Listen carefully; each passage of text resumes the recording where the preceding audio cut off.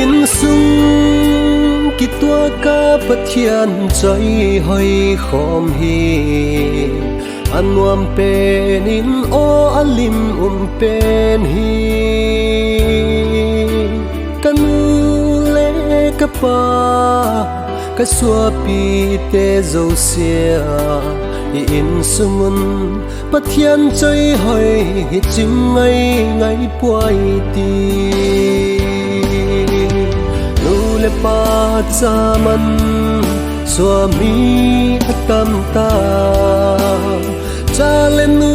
pa man swa ni atam mata taksa asung kim thagava kim talo egam sungun sung quan kim lâu atam ki hol khom ki tai ti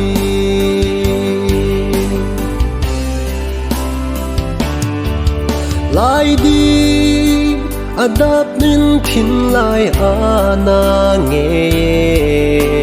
adin le mel mai xua hoi mama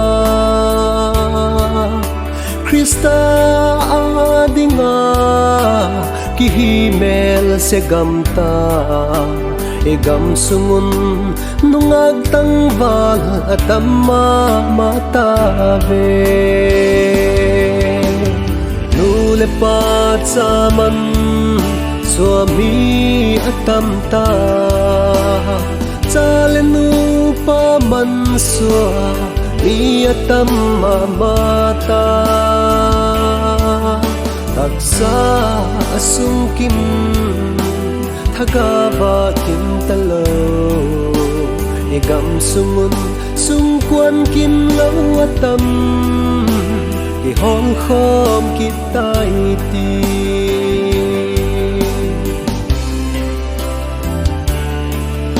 in sung nu le pa suan tu bul khat hiwa ilaga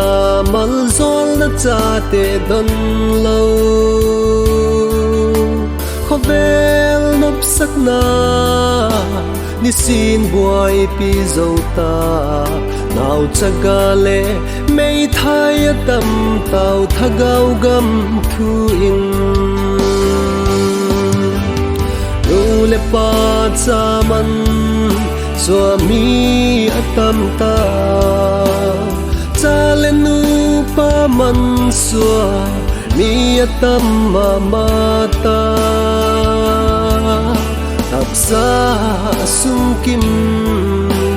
thagava kim talo egam sungun sung quan kim lâu atam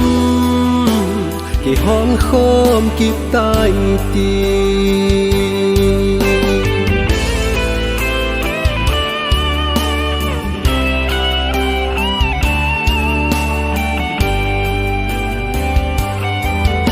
en chian